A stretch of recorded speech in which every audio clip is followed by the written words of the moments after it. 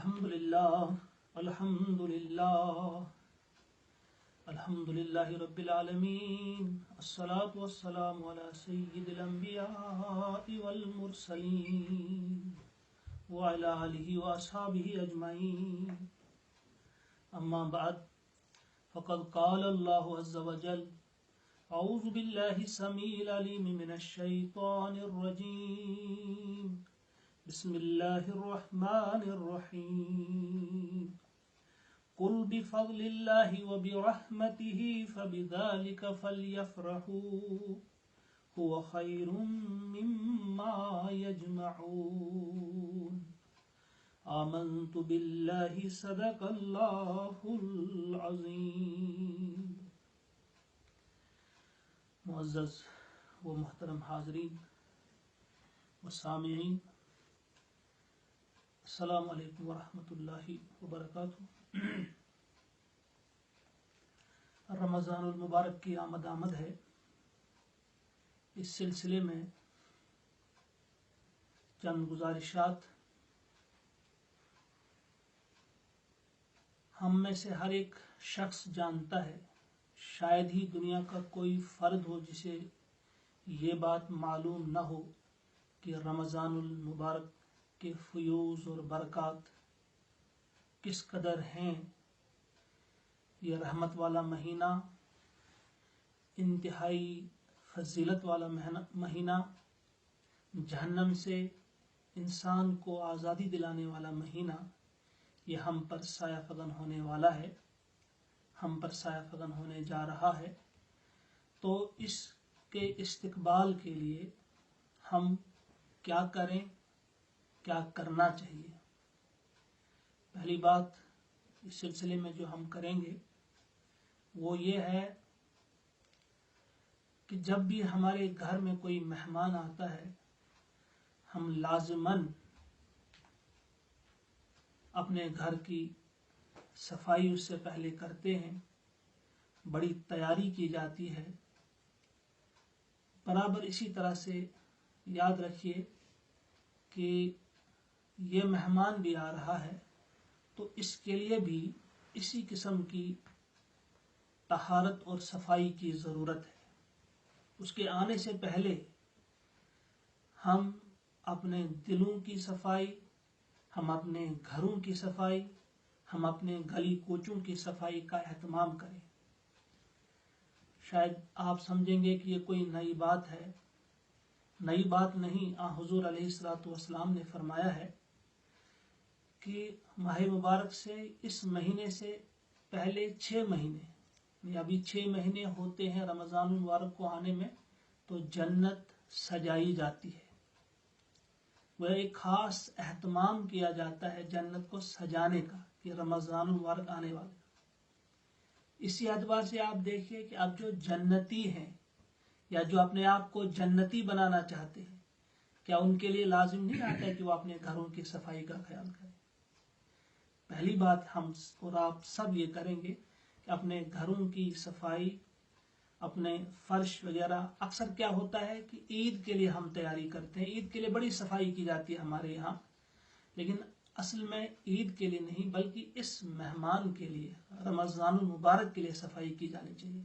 اس مہینے سے پہلے گھروں کی صفائی، اور خصوصاً ایک کمرہ تو بہت خوبصورتی کے ساتھ سجایا جانا چاہیے، خوبصورت کیا جانا چاہیے، تاکہ اس میں نمازیں ادا کی جائیں، قرآن پاک کی تلاوت کی جائے۔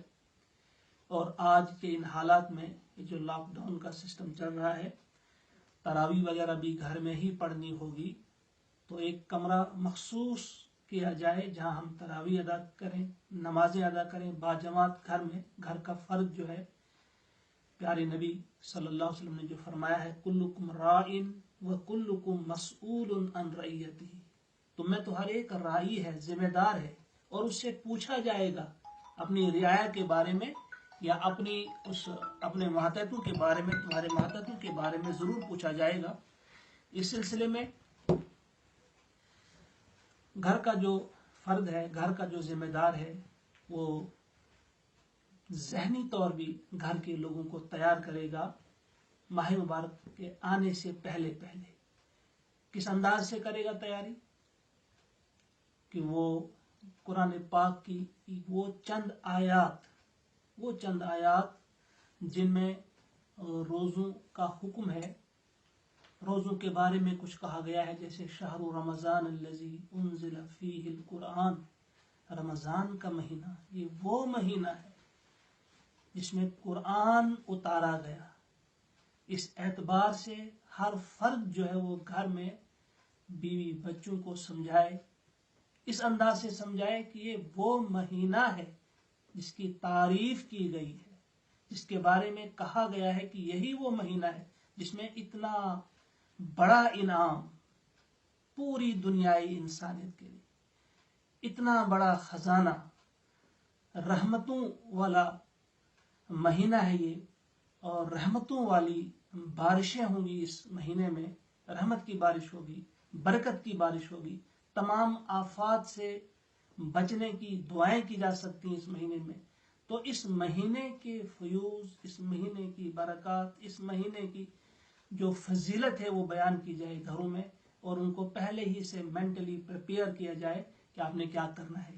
جہاں گھروں کی صفائی کی جائے، کپڑوں کی صفائی کی جائے، جائے نماز کی صفائی کا اہتمام کیا جائے، اور وہاں بچوں کے اندر، گھر کے افراد کے اندر شوق اور ذوق پیدا کیا جائے، انہیں یہ احساس ہو کہ واقعی کوئی ایسا مہینہ آنے والا ہے جس کے لیے تیاری بڑی لازمی ہے۔ اور اتنا ہی نہیں، قرآن پاک کی آیات ہی نہیں، اس کے علاوہ کچھ احادیث پاک جیسے حضور علیہ السلام کا طریقہ تھا یہ استقبال رمضان کے سلسلے میں، شعبان کے مہینے میں اس پر خطبات دیا کرتے تھے، سمجھایا کرتے تھے، لوگوں کو تیاری کا حکم دیتے تھے۔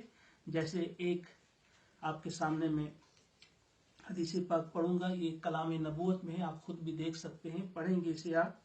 حضرت سلمان فارسی رضی اللہ تعالی عنہ کہتے ہیں کہ شعبان کی آخری تاریخ کو رسول اللہ صلی اللہ علیہ وسلم نے ہمیں خطاب فرمایا، ہم سے خطاب فرمایا، اور آپ نے اس خطاب میں فرمایا، اے لوگو، تم پر ایک بڑی عظمت والا بابرکت مہینہ سایہ فگن ہو رہا ہے، اس میں ایک رات 1000 مہینوں سے بہتر ہے۔ اس مہینے کے روزے کو اللہ نے فرض قرار دیا ہے، اور اس کی راتوں میں خدا کی بارگاہ میں کھڑا ہونے کو نفل قرار دیا ہے۔ جو شخص اس مہینے میں کوئی نیک نفل کام کرے اللہ کی رضا اور قرب حاصل کرنے کے لیے، تو وہ ایسا ہوگا جیسے اس مہینے کے سوا دوسرے مہینے میں کسی نے فرض ادا کیا ہو، اور جو اس مہینے میں فرض ادا کرے گا وہ ایسا ہوگا جیسے اس مہینے میں کسی نے 70 فرض ادا کیے، اور یہ صبر کا مہینہ ہے، اور صبر کا بدلہ جنت ہے، اور یہ ہمدردی اور غم خواری کا مہینہ ہے، اور وہ مہینہ ہے جس میں ایمان والوں کے رزق میں اضافہ کیا جاتا ہے۔ یہ حضور علیہ السلام فرما رہے ہیں، ان کا خطبہ ہے، اس کا میں ترجمہ صرف پڑھ رہا ہوں وقت بچانے کے لیے۔ کسی نے اس میں کسی روزہ دار کو افطار کرا دیا تو اس کے لیے گناہوں کی مغفرت اور جہنم کی آگ سے آزادی کا سبب ہوگا، اور اسے اس روزہ دار کے برابر ثواب دیا جائے گا، بغیر اس کے کہ اس روزہ دار کے ثواب میں کوئی کمی کی جائے۔ آپ سے عرض کیا گیا، یا رسول اللہ صلی اللہ علیہ وسلم، ہم میں ہر ایک کو سامان میسر نہیں ہوتا جس سے وہ روزہ دار کو افطار کرا سکے۔ رسول اللہ صلی اللہ علیہ وسلم نے فرمایا، اللہ یہ ثواب اس شخص کو بھی عطا فرمائے گا جو دودھ کی تھوڑی سی لسی یا کھجور یا پانی ہی کے ایک گھونٹ پر کسی روزہ دار کو افطار کرا دے، اور جو کوئی کسی روزہ دار کو پیٹ بھر کر کھانا کھلا دے، اللہ اسے میرے حوض سے ایسا سیراب کرے گا کہ اس کو پیاس ہی نہیں لگے گی، یہاں تک کہ وہ جنت میں داخل کر دیا جائے گا۔ یہ رمضان وہ مہینہ ہے جس کا ابتدائی حصہ رحمت، درمیانی حصہ مغفرت، اور آخری حصہ دوزخ کی آگ سے آزادی ہے۔ اور جو شخص اس مہینے میں اپنے مملوک یعنی غلام یا خادم کے کام میں تخفیف کر دے گا، کمی کر دے گا، اللہ اس کی مغفرت فرما دے گا اور اسے دوزخ کی آگ سے آزادی دے دے گا۔ یہ حضور علیہ الصلوۃ والسلام کے فرمودات تھے. یہ ہم اپنے اپنے گھروں میں اپنے بچوں کو سنائیں اور انہیں تیار کریں, ان کے دلوں میں عظمت بٹھائیں ہم اس مہینے کی. یہ پہلا کام ہے استقبال رمضان. اس سلسلے میں اس اعتبار سے ہمیں کرنا ہوگا. صرف صفائی کا ہی خیال نہیں رکھنا, اس کا بھی خیال رکھنا ہے, انتہائی اہم بات ہے یہ. اور ساتھ میں یہ اس انداز سے قرآن کی چند آیات کا ترجمہ ہم پڑھ کر سنائیں, احادیث پاک کا ترجمہ پڑھ کر سنائیں, یا چھوٹی موٹی کتابیں ہمارے پاس ہوتی ہیں جن میں روزوں کے بارے میں ہمیں بہت ساری معلومات فراہم کی جاتی ہیں, ہمارے پاس ہوتی ہیں, ان کو بھی ہم پڑھ کر سنائیں. اس کے ساتھ ساتھ یہ احساس کہ یہ ایسا کیوں ہوتا ہے, یہ اس دھوم دھام کے ساتھ اس میں اتنی یعنی ہر فرد جو ہوتا ہے انتہائی خوشی کے ساتھ اس کا استقبال کرتا ہے. کیوں کرتا ہے, اس کی وجہ کیا ہے؟ قرآن مقدس کی جو آیت میں نے آغاز میں آپ کے سامنے تلاوت کی, سورہ یونس کی آیت نمبر 58 ہے. اس میں اللہ تبارک و تعالیٰ فرماتے ہیں, قل, اے نبی صلی اللہ علیہ وسلم کہہ دیجیے آپ, بفضل اللہ و برحمتہ, کہ یہ جو کتاب آپ کو ملی ہے, یہ قرآن جو آپ کو ملا ہے, یہ اللہ کے فضل سے ملا ہے اور یہ اللہ کی رحمت سے آپ کو یہ چیز ملی. یعنی یہ چیز جو آپ کو ملی ہے یہ اللہ کا بہت بڑا فضل ہے اور اللہ کی بے پایا رحمت ہے. یہ جو چیز آپ کو ملی ہے یعنی قرآن کی صورت میں, فَبِذَالِكَ فَلْيَفْرَحُوا, بس یہی وہ چیز ہے جس پہ ان لوگوں کو خوشی منانی چاہیے. یعنی اگر آپ سیلیبریشن کرنا چاہتے ہیں, اگر آپ جشن منانا چاہتے ہیں, اگر آپ خوشی منانا چاہتے ہیں, تو اس کے لیے یہی ایک چیز ہے. ہم کس چیز کے بارے میں جشن مناتے ہیں؟ کوئی کسی کا برتھ ڈے مناتا ہے, کوئی کسی اور خاص موقع کی نئی مکان میں کوئی چلا جاتا ہے, بڑا زبردست جشن ہوتا ہے. کوئی ایک انداز سے کوئی دوسرے انداز سے مختلف قسم کے جشن منائے جاتے ہیں. اللہ تعالیٰ فرماتا ہے کہ اگر آپ کو جشن منانا ہی ہے, خوشی منانی ہی ہے, اگر آپ کو سیلیبریٹ کرنا ہی ہے, تو اس سلسلے میں یہ قرآن جو آپ کو ملا اس کو سیلیبریٹ کریں. تو اس مہینے میں چونکہ یہ قرآن اتارا گیا ہے, اللہ کا کلام اترا ہے, تو اس کے منانے کا انداز یہ ہے کہ اسی ایک مہینے میں ہم روزہ رکھتے ہیں, ایک دوسرے کا خیال رکھتے ہیں. اسے شہر مواسات کہتے ہیں. یہ ہمدردی کا مہینہ, ابھی سنا آپ نے, ہمدردی کا, غمخواری کا مہینہ ہے. فرمایا جا رہا ہے کہ اس بات پہ آپ کو خوش ہونا چاہیے, هو خیر مما یجمعون, یہ بہتر ہے اس سے جو یہ لوگ جمع کر رہے ہیں. دوسرے لوگ بڑی چیزیں جمع کر رہے ہیں, کوئی زمینیں خرید رہا ہے, کوئی باغات لگا رہا ہے, کوئی بینک بیلنس بڑھا رہا ہے, کوئی ایک انداز سے جمع کر رہا ہے دنیا کو, کوئی دوسرے انداز سے.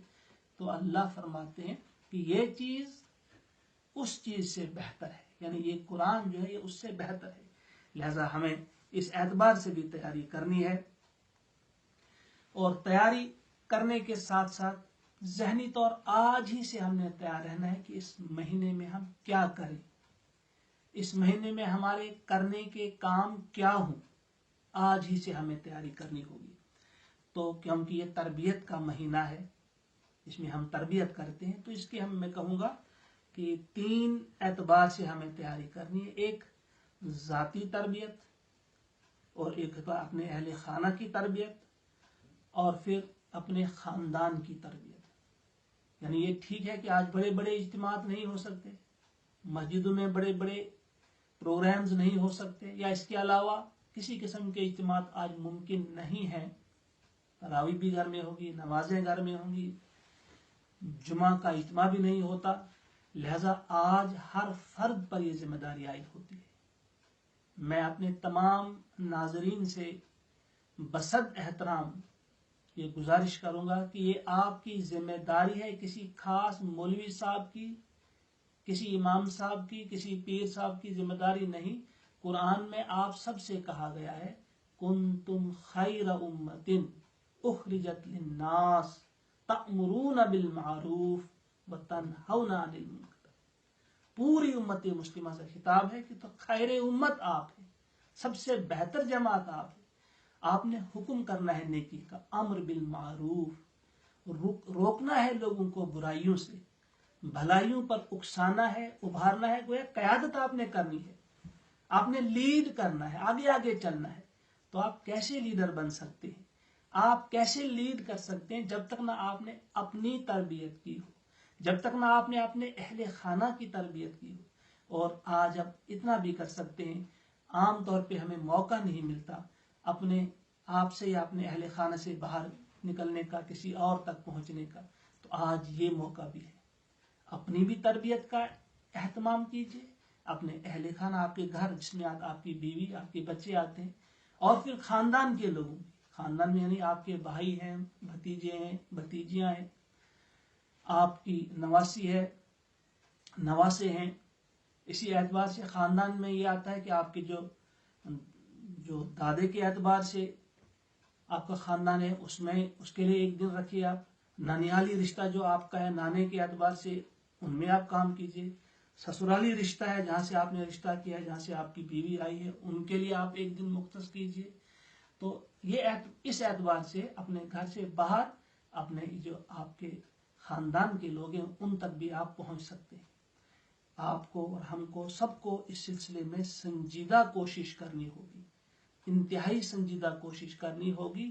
ممکن ہے اللہ تبارک و تعالیٰ نے یہ ہم سب پر اس قسم کے حالات اسی لیے لائے ہوں کہ ہم سب کو دیکھنا چاہتا ہے اللہ تعالیٰ یہ کیا کریں گے، کیا یہ اپنی ذمہ داریاں نبھا رہے ہیں یا نہیں نبھا رہے ہیں.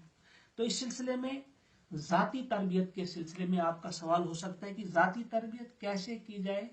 کچھ اس میں وہ ٹپس ہم کہیں گے، کچھ اشارات ہم دیں گے کہ ہم کس انداز سے کر سکتے ہیں. ذاتی تربیت میں پہلی چیز جس کا ہم خیال رکھیں گے وہ ہے روحانی تربیت. ہم آج دیکھتے ہیں کہ اللہ سے ہمارا جیسا تعلق ہونا چاہیے تھا نہیں ہے. یہ بہترین موقع ہے کہ ہم اپنے آپ کو کنیکٹ کریں، مضبوط اپنا تعلق پیدا کریں اللہ کے ساتھ. ہم دیکھتے ہیں اچھے عبادت گزار لوگ بھی جب دعا کرتے ہیں انفرادی طور، اعتکاف کے دوران بھی 5 منٹ 7 منٹ 10 منٹ زیادہ سے زیادہ کر سکتے ہیں. حالانکہ اللہ کے ساتھ تعلق اگر ہمارا مضبوط ہو تو ایک آدھ گھنٹہ تو ہمیں اللہ کی تعریف ہی بیان کرنی چاہیے، اس کے بعد دعا کرنی چاہیے. کیونکہ اللہ کے ساتھ ہم چاہتے ہیں کہ زیادہ سے زیادہ ہماری گفتگو ہو. کیا ہم اللہ کے لیے اتنی تعریف اتنی ہم نہیں کر سکتے کہ کچھ لمحات کچھ منٹ ہم اس میں گزاریں؟ قرآن پاک میں تو ہمیں کہا گیا ہے وَلَوْ أَنَّ مَا فِي الْأَرْضِ مِنْ شَجَرَةٍ أَقْلَامٌ وَالْبَحْرُ يَمُدُّهُ مِنْ بَعْدِهِ سَبْعَةُ أَبْحُرٍ مَا نَفِدَتْ كَلِمَاتُ اللَّهِ. فرمایا جا رہا ہے، اللہ تبارک تعالیٰ فرماتے ہیں کہ اس روئے زمین پر جتنے درخت ہیں اگر وہ قلم بن جائیں، والبحر یمدہ، اور یہ جو سمندر ہے اگر یہ سیاہی بن جائے، روشنائی بن جائے،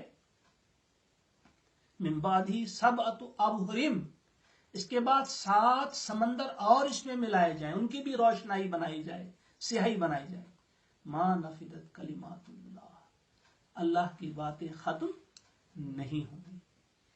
پوری روئے زمین کے درختوں کو آپ قلم بنائیں. یہ مبالغہ نہیں. کبھی کبھی انسان سوچتا ہے شاید یہ مثال ایسی دی گئی، مبالغہ، اس میں مبالغہ نہیں ہے. اگر آپ غور کریں گے حقیقی معنوں میں یہ سارا سمندر اگر سیاہی بن جائے تو صرف سمندر کے ہی جو عجائبات ہیں، عجائب قدرت ہیں، عجائب حکمت ہیں، صرف سمندر ہی کے، وہ بھی ختم نہیں ہوں گے. اللہ تعالیٰ نے کون کون سی چیز پیدا کی ہے، کیسے پیدا کی ہے، اس کے کیا فائدے ہیں، اللہ کی کیا حکمتیں ہیں، اللہ تعالیٰ کے یہ جو ان کی نشانیاں ہیں کتنی ہیں. اور فرمایا جا رہا ہے، اللہ تعالیٰ فرماتے ہیں کہ یہ سارے سمندر ختم ہو جائیں گے اور ان کے ساتھ آپ مزید 7 سمندر اور ڈالیں گے اور سارے قلم بن جائیں گے یہ جنگلات، یہ درخت، تو پھر بھی وہ ختم نہیں ہوں گے. ما نفدت کلمات اللہ ان اللہ عزیز الحکیم، بے شک اللہ تعالیٰ زبردست ہے اور حکمت والا ہے. سورہ لقمان کی آیت نمبر 27 ہے. اسی بات کو سورۃ الکہف میں اس انداز سے کہا گیا ہے، قل لو کان البحر مدادا لکلمات اللہ، کہہ دیجئے اے نبی صلی اللہ علیہ وسلم ان سے کہ اگر یہ سمندر جو ہے یہ سیاہی بن جائے، کان البحر مدادا لکلمات ربی، کہ میرے رب کے کلمات لکھے جائیں ان سے، تو کیا ہوگا؟ لنفد البحر، یہ سمندر ختم ہو جائے گا، قبل ان تنفد کلمات ربی، اس سے پہلے کہ میرے رب کے کلمات ختم ہوں۔ اور ساتھ ہی فرمایا وَلَوْ جِئْنَا بِمِثْلِهِ مَدَدًا، اگر اس جیسا اور بھی ہم سمندر لے آئے۔ یہاں اس انداز سے کہا گیا ہے کہ اللہ کے کلمات، اللہ کی تعریف، اللہ کی نشانیاں اگر ان کو ہم بیان کرنے میں لگ جائیں، لکھنے میں لگ جائیں، یہ سمندر ختم ہو جائیں، خشک ہو جائیں، سارے درخت ختم ہو جائیں، لیکن اللہ کی نشانیاں لکھنے میں ہم مکمل کامیاب نہیں ہوں گے، کبھی بھی نہیں مکمل لکھ سکتے۔ جو عظیم رب، اتنا عظیم خدا ہے، ہم اس کے ساتھ چند گھنٹے نہیں گزار سکتے گفتگو میں، اس کی تعریف کرتے ہوئے، پھر اللہ سے مانگتے ہوئے، گڑ گڑاتے ہوئے، یہ تمام آفتیں جو ہیں وہ دور ہو جائیں گی، تمام ہمارے جو غم ہیں، پریشانیاں ہیں، دکھ ہیں، یہ سب ختم ہو جائیں گے اگر ہم واقعتاً اللہ کے ساتھ اپنا تعلق مضبوط کریں گے۔ تو پہلی چیز انفرادی تربیت میں، اپنی ذاتی تربیت میں یہی روحانی تربیت آتی ہے۔ اس سلسلے میں دوسری چیز جو قرآن پاک میں کہی گئی ہے، استعینوا بالصبر والصلاۃ، کہ مدد طلب کرو صبر اور نماز سے۔ مفسرین کرام کا یہ، کچھ مفسرین کرام کا ماننا ہے یہ جو صلاح یہاں استعمال ہوا نماز کے ذریعے، یہ فرائض کے لیے نہیں، فرض نمازیں تو جو 5 نمازیں وہ تو ہم نے کرنی ہی کرنی ہے، وہ تو اللہ کا قرض ہے ہم پر، یہ نوافل کے لیے ہے۔ گویا ہم نوافل کا بھی اہتمام زیادہ سے زیادہ کریں اس مہینے میں۔ تیسری چیز، قرآن جہاں ہم پڑھتے ہیں وہ تو پڑھنا ہی ہے، لیکن قرآن کی سماعت، قرآن سننا، کسی ایسے قاری کی زبان میں جو آپ کو پسند ہو، جو خوبصورت زبان میں قرآن پڑھتا ہو، اس قرآن سننے کا بھی ہم بندوبست کریں۔ ہم چند، کیونکہ ہم دیکھتے ہیں تاریخ کا اگر ہم مطالعہ کریں گے، بہت سارے صحابہ جو تھے وہ قرآن سن کر اسلام کی آغوش میں آئے، قرآن کی آواز سن کر، قرآن کی حلاوت سے متاثر ہو کر وہ اس کی طرف آئے تھے، آج تک آ رہے ہیں۔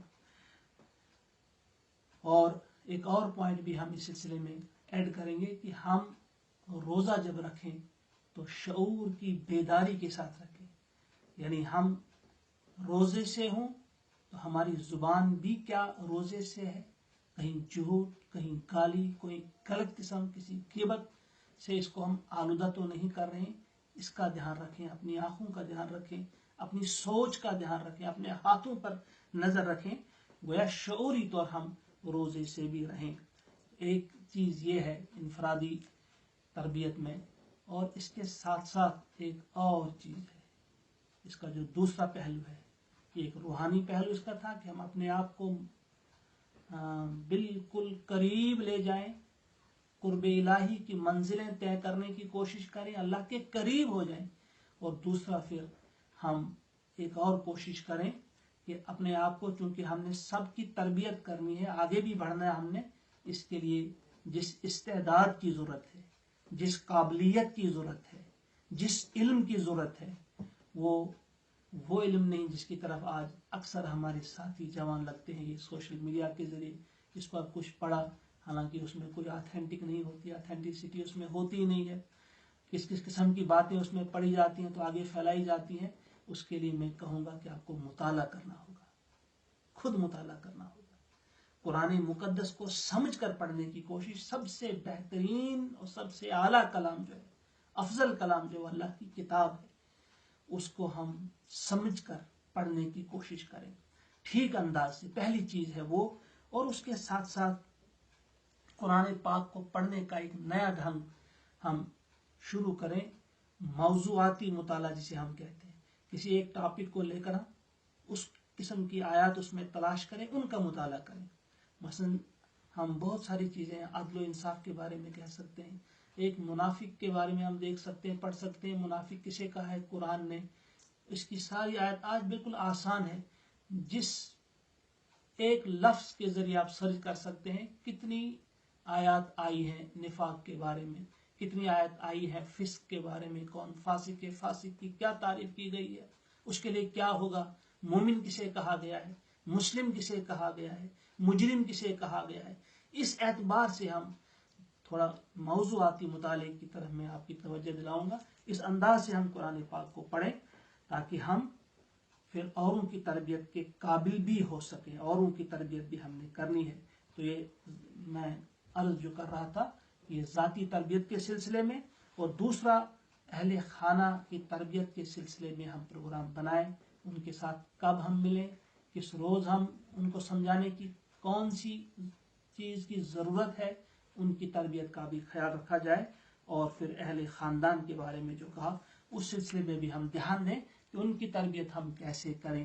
یہ سب تربیت چلے گا انشاءاللہ العزیز. آج ہی سے ہم ذہنی طور تیار کریں، اپنے گھر والوں کو، خود بھی تیار ہو جائیں. اور اس کے ساتھ ساتھ ہم ایک اور بات بھی اس کا بھی دھیان رکھیں. ان حالات میں بہت سارے لوگ ایسے ہوں گے جن کے پاس شاید سحری کے لیے یا افطار کے لیے کوئی بھی چیز میسر نہیں ہوگی. مزدور طبقہ یہاں زیادہ بستا ہے. آج مزدوری بھی ان کے لیے پاسبل نہیں ہے، ممکن نہیں ہے. یا کچھ تاجر پیشہ برادری بھی ہے، شاید وہ بھی ٹھیک انداز سے آج کمائی نہیں کر پاتے ہیں، ان کے لیے بھی کچھ پرابلمس ہیں، مجبوریاں ہیں. تو ان کا بھی آپ دھیان رکھیں گے. یہ بھی انتہائی اہم ہے کہ اگر آپ کسی کو پیٹ بھر کر کھانا کھلاتے ہیں اس مہینے میں، آپ کے لیے جو ہے جہنم سے آزادی کی سرٹیفکیٹ آپ کو دی گئی ہے اللہ کے نبی صلی اللہ علیہ وسلم کی طرف سے، جو آغاز میں آپ نے حدیث سنی. لہذا آئیے ہم سب بڑے ولولے کے ساتھ، جوش کے ساتھ، جذبے کے ساتھ، خوشی کے ساتھ اس رمضان مبارک کا استقبال کریں. خود بھی انتہائی خوشی کے ساتھ، فرحت کے ساتھ، اور اوروں کو بھی اس سلسلے میں ہم قائل کریں، مائل کریں کہ یہ مہینہ رحمت کا مہینہ ہے. یہ ہم کو بہت ساری چیزیں دینے کے لیے آیا ہے، ہم سے کچھ لینے کے لیے نہیں آیا. یہ ہم کو دینے والا مہینہ ہے. اور سب سے بڑا انعام جو ہمیں ملا ہے، جس کے بارے میں اللہ نے فرمایا کہ خوشی کسی اور کی ہو یا نہ ہو، اگر خوش آپ کو ہونا ہے تو اس بات پر خوش ہو جاؤ جو اس مہینے میں تمہیں میں نے عطا کیا ہے. وہ ہے یہی قرآن، وہ ہے یہی رحمت والی کتاب، وہ ہے یہی عظمت عطا کرنے والی کتاب. جیسا کہ پیارے نبی صلی اللہ علیہ وسلم نے فرمایا ہے کہ اسی کتاب کے ذریعے اللہ تبارک و تعالیٰ نے بہت ساری قوموں کو عروج عطا کیا ہے، اور اسی کتاب کے ذریعے کچھ قوموں کو بالکل وَيَذَرُ بِهِ آخرین گرا دیا ہے کہ انہوں نے اس کتاب کا حق ادا نہیں کیا. آئیے ہم سب اس کتاب کے حقوق ادا کرنے کی کوشش کریں. میں بھی کروں، آپ بھی کریں. اللہ تعالی ہم سب کو توفیق عطا فرمائے. اقول قولی ھذا استغفر اللہ لی ولکم ولسائر المسلمین ربنا تقبل منا انک انت السمیع العلیم. السلام علیکم ورحمۃ اللہ وبرکاتہ.